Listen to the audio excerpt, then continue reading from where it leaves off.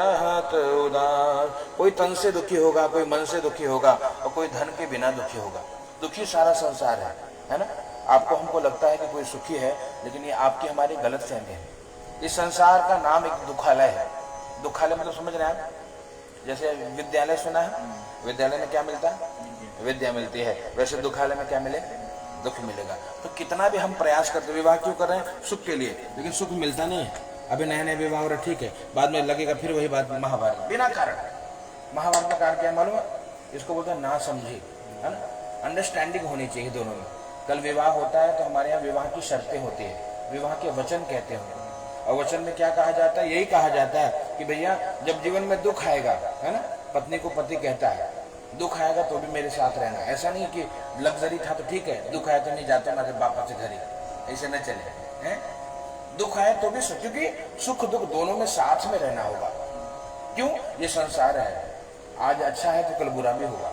सुख दुख जीवन में लगा रहता है। तो क्या करिए? सुखी रहने के लिए एक सूत्र जीवन में अपनाना है कि हमेशा साथ खड़े रहेंगे, सुख में भी दुख में भी। इसको बोलते हैं अर्धांगिनी, है ना। धर्म पत्नी है ये। धर्म पत्नी मतलब देखिए, पति में धर्म पत्नी नहीं है, पत्नी में धर्म पत्नी है। मतलब पत्नी को धर्म करना होता है। पति तो भैया कैसे भी किसी भी विधान से धनार्जन करता है, लेकिन स्त्री का काम है कि उस धन को धर्म में परिवर्तित करे, है ना। इसलिए क्या, तो घर में पूजा करिए, पाठ करिए। ऐसा देखिए, अभी आपने कलश रखा था, नारियल की हालत देखिए। ये किस पूजा का प्रमाण बताऊं आपको? कौन सी पूजा कर रहे हो आप?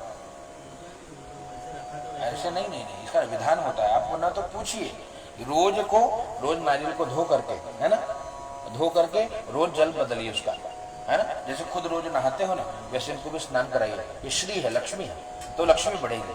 तो लक्ष्मी मतलब तब जीवन में आनंद होगा। आनंद भी लक्ष्मी है, संतान भी लक्ष्मी है। तो इस प्रकार ये विधान होता है। ऐसा नहीं कि एक दिन रख दिए तो एक साल तक वैसे छोड़ दो उसको, है, ये नहीं, ये दोष लगता है। मंदिर में देवता है तो रोज पूजा करिए, गंध तो लगाइए, आरती करिए, थोड़ा धूप दीप दिखाइए। ये पत्नी का दायित्व है, पति का नहीं है ना। पत्नी उठकर क्या करे? शाम को दीपक लगाया, मंदिर में घी का दीपक लगाया। यही भगवान की कथा है। पूजा रोज होनी चाहिए। ऐसा नहीं कि एक दिन कर लिए सत्यनारायण की कथा, ऐका सत्य नारायणासी कथा होगी, ऐक लिए होगी, फिर अगले साल, है ना, गणपति बप्पा मोरया पुरुषा वर्षी लवकरिया, तब तक गणपति बप्पा की पूजा नहीं हो। ये भक्ति नहीं है साहब। भक्ति क्या? भक्ति रोज होनी चाहिए, सेवा रोज हो। गणपति बप्पा को रोज दुर्वा चढ़ाओ, है ना। रोज ना हो तो सप्ताह में एक बार तो चढ़ाइए। इसलिए वार डिसाइड करिए। देखिए, जो भक्त होते हैं ना, वो डेली करते हैं, हनुमान चालीसा डेली करेंगे, जिससे प्रेम हो, जिस इष्ट से प्रेम हो। और नहीं तो कहते हैं भैया चलो रोज नहीं कर पा रहे तो कम से कम एक वार डिसाइड कर दिया, है ना।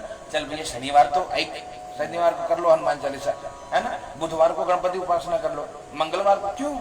वार किसके लिए? जो कभी नहीं करता वो कभी तो करे, वो भी ना करे तो बोले भैया महीने में एक बार तो कर। इससे क्या होगा? इससे आप धर्म से जुड़े रहोगे, हाँ। और इससे क्या होगा? धर्म के कारण जीवन में सुख होगा। कथा इसीलिए है कि आपको जीवन में सुख मिले, आनंद मिले। जो कमी है ना, वो भगवान पूरा करेंगे। आपको हमको लगता है कि हम कर ले, हम बड़े बड़े प्लान बनाते हैं, ये कर लेंगे, वो कर लेंगे, ऐसा कर लेंगे, होता ऐसा नहीं है। होता वही जो राम जी चाहते हैं। और इसलिए क्या करना? संसार में उनको रिझाओ, परमात्मा को रिझाओ, विठल को रिझाओ। इसलिए आषाढ़ी कार्तिक की भक्त जनियति साधु क्यों जाते हैं? क्या मूर्ख पैदल जा रहे हैं बारिश में, बिक बिक के, इतना बारिश हो रहा है। भक्ति का एक अलग आनंद है साहब। उससे क्या होता है? उससे वो मिल जाता है जो संसार से नहीं मिलेगा। भगवान आपको वो देंगे जो आपको कहीं से नहीं मिला है। खुश होना है जीवन में, आनंद चाहिए, भगवान की भक्ति करिए, है ना। यही कथा है। कथा शॉर्ट में बता दूं। पहला जो अध्याय है, शौनक आदि 88,000 ऋषि मुनि विचार करते हैं कलयुग में सुखी कैसे हुआ जाए। उनके एक गुरु जी हैं, क्या नाम है उनका? सूत जी महाराज, है ना। गुरु जी के पास जाकर के प्रणाम करके पूछा कि उपाय बताइए। क्या उपाय बताया? उनको उपाय बताया कि सत्यनारायण की भगवान की कथा करिए, पूजा करिए। कहा आपको किसने बताया इसके बारे में? कहा हमको श्री नारद जी ने बताया। कैसे? कहा एकदा नारदो योगी परानुग्रह कांक्षया। नारद जी दूसरों का दुख दूर करने के लिए अनेक लोगों में घूमने के बाद जब मृत्यु लोक में आए हैं, सबको नारद जी ने दुखी देखा, है ना। सब दुखी दिखाई पड़े। नारद जी ने जब सबको दुखी देखा, भगवान के पास गए, है ना। भगवान कहाँ रहते हैं? सुना है? स्वर्ग में रहते हैं? नहीं नहीं, स्वर्ग में तो देवता रहते हैं भैया, हाँ। भगवान कहाँ रहते हैं? अच्छा, शिव जी कहाँ रहते हैं? कैलाश में रहते हैं। तो नारायण कहाँ रहते हैं? हाँ, पानी, वैकुंठ में है। नारद जी वैकुंठ में गए, श्री वैकुंठ तदागमत, है ना, वैकुंठ में जाकर के भगवान को देखा। भगवान सत्यनारायण का स्वरूप कैसा है? शंख चक्र गदा पद्म वनमाला विभूषितम, है ना, वन के पुष्पों से तैयार की हुई माला, है ना, हाथ में शंख है, चक्र है, गदा है, पद्म है। भगवान का दर्शन करके भगवान से पूछा कि हे प्रभु, आप ये कैसे दुख दूर होगा बताइए, है ना, संसार का दुख दूर कैसे होगा? भगवान ने कहा कि नारद जी, आपको कौन सा दुख है भैया? नारद जी ने कहा प्रभु कोई दुख नहीं, लेकिन उन्होंने पूरा वृत्तांत बता दिया। समझ में आ रही कथा ना? नारद जी ने बताया अनेक लोकों में गया था प्रभु, सब सुखी थे, मृत्यु लोक में सब दुखी क्यों, है ना, क्यों दुखी है? भगवान ने कहा पच्यन्ते पाप कर्म भी, क्यों दुखी है? कहा अपने अपने पाप कर्म के कारण संसार में जीव दुखी है। जो आप हम पाप किए हैं, आपको अच्छा हमको लगता है कि हम लोग पाप नहीं करते, कई बार ये संशय होता नहीं महाराज हमने तो कोई पाप नहीं किया, है ना, फिर क्यों दुखी हैं? याद रखना, जाने अनजाने में कितना पाप होता है आप जानते हो। हाँ, अभी हमने झाड़ू मार दिया, कुछ जीव जंतु मर गए, वो भी आपके हमारी की तरह ही जीव है। गरुड़ पुराण है, सुना है कभी गरुड़ पुराण? गरुड़ पुराण में क्या बताया पता है? शरीर त्यागने के बाद क्या होता है, वो गरुड़ पुराण में बताया। क्या हुआ? कहा भैया गरुड़ पुराण में बताते हैं कि जैसा जो कर्म करता है ना, उसको वैसा शरीर मिलता है ना। दूसरों का लूट खसोट करोगे, है ना, दूसरों का धन मारोगे तो भूबड़ होता है, किसको? बैल बनता है अगले जन्म में जीव। जो दूसरों का खून चूसता है वो मच्छर बनता है, वही जीवात्मा मच्छर बनता है और इतने में स्वाहा हो जाएगा, है। अगर जो दूसरों के साथ हमेशा जहर बोलता है ना, वाणी में विष है जिसके, कुछ लोग होते हैं ना, आप बोलो कि भैया कैसे आए रे, बोले तुला क्या करने से आए, है ना, कितना भी प्रेम से बतियाओ वो जहर ही बोलेंगे। वो क्या होते हैं? वो मरने के बाद सर्प बनते हैं, नागोबा, है ना, नागराज हो जाएगा। ये क्यों? ये आपके हमारे कर्म है। तो यही बात भगवान ने बताया कि अरे नारद, अपने किए हुए कर्म के कारण ही सब दुखी हैं, है ना। भगवान से फिर भी क्षमा मांगे कि प्रभु क्षमा कर दीजिए, है? कोई हे प्रभु आप क्षमा करिए। क्यों? भगवान कौन है क्या भैया जो अपने बच्चों की गलतियों को क्षमा करे? वही तो भगवान है, तो क्षमा करिए ना प्रभु। भगवान ने उनको क्षमा कर दिया। भगवान ने बताया कि भैया तो कुछ तो करना पड़ेगा, क्या करिए? भगवान ने कहा मेरी भक्ति करो। अब बोले भगवान खड़े हो जाओ, खड़े होकर बैठने को सुनो, कोई दिक्कत नहीं।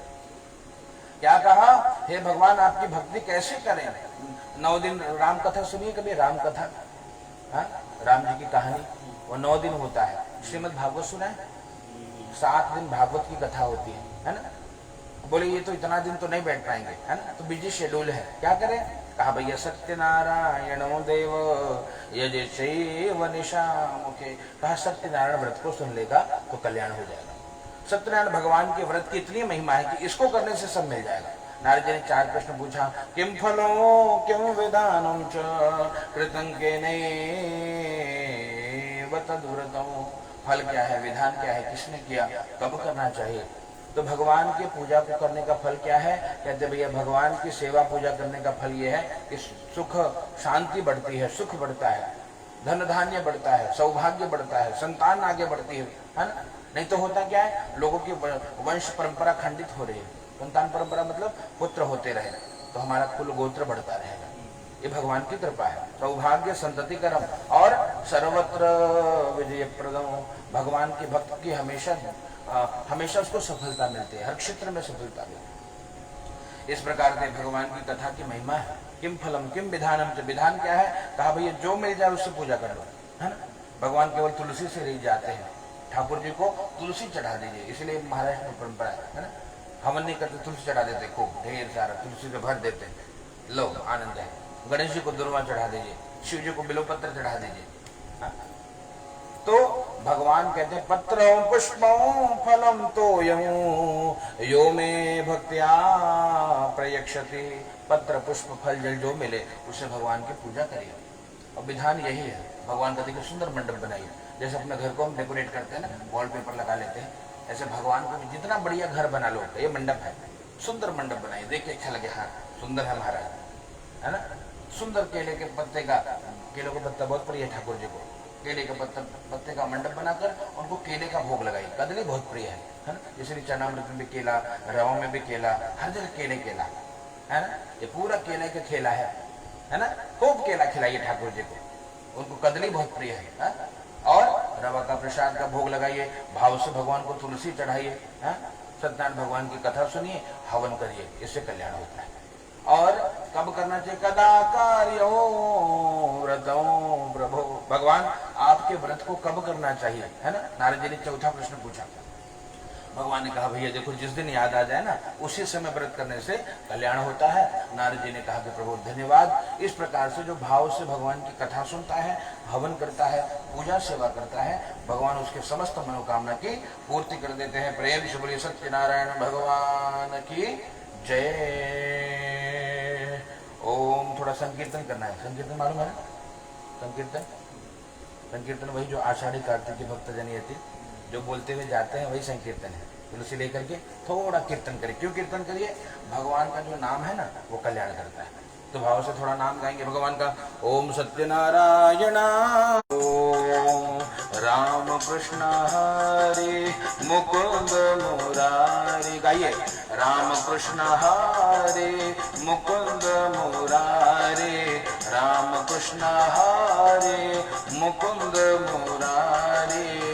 पांडुरंग पांडुरंग पांडुरंग हरे, पांडुरंग पांडुरंग पांडुरंग हरे। राम कृष्ण हरे मुकुंद मुरारे, राम कृष्ण हरे मुकुंद मुरारे। पांडुरंग पांडुरंग पांडुरंग हरे, पांडुरंग पांडुरंग पांडुरंग हरे। ओ विठ्ठल माझा माझा माझा माझा माझा, विठ्ठल माझा मी विठ्ठलाचा। ओ विठ्ठल माझा माझा माझा माझा माझा, विठ्ठल माझा मी विठ्ठलाचा। ओ विठ्ठल माझा माझा माझा माझा माझा, विठ्ठल माझा मी विठ्ठलाचा। विठ्ठल विठ्ठल विठ्ठला हरि ओम विठ्ठला, पंढरीनाथ विठ्ठला हरि ओम विठ्ठला। माय बापा विठ्ठला हरि ओम विठ्ठला, एकनाथाचा विठ्ठला हरि ओम विठ्ठला। तुकारामाचा विठ्ठला हरि ओम विठ्ठला, ज्ञानेश्वराचा विठ्ठला हरि ओम विठ्ठला। माय बापा विठ्ठला हरि ओम विठ्ठला। ओ विठ्ठल माझा माझा माझा माझा माझा, विठ्ठल माझा मी विठ्ठलाचा। ओ विठ्ठल माझा माझा माझा माझा माझा, विठ्ठल माझा मी विठ्ठलाचा। पंढरीनाथ महाराज की जय। चढ़ा दीजिए। सत्यनारायण भगवान की जय। कुंडली कवरदे हरि विठ्ठल श्री ज्ञानदेव तुकाराम। पंढरीनाथ महाराज के, सत्यनारायणेश्वर महाराज के, सत्यनारायण महाराज के, लक्ष्मी नारायण भगवान की जय। पुन्हा हातात तुलक घ्यायचं आणि दुसऱ्या अध्यायाची कथा बरं हिंदी में सुना। चलिए एकदम संक्षिप्त में सुना रहा हूँ, समय बहुत हो गया।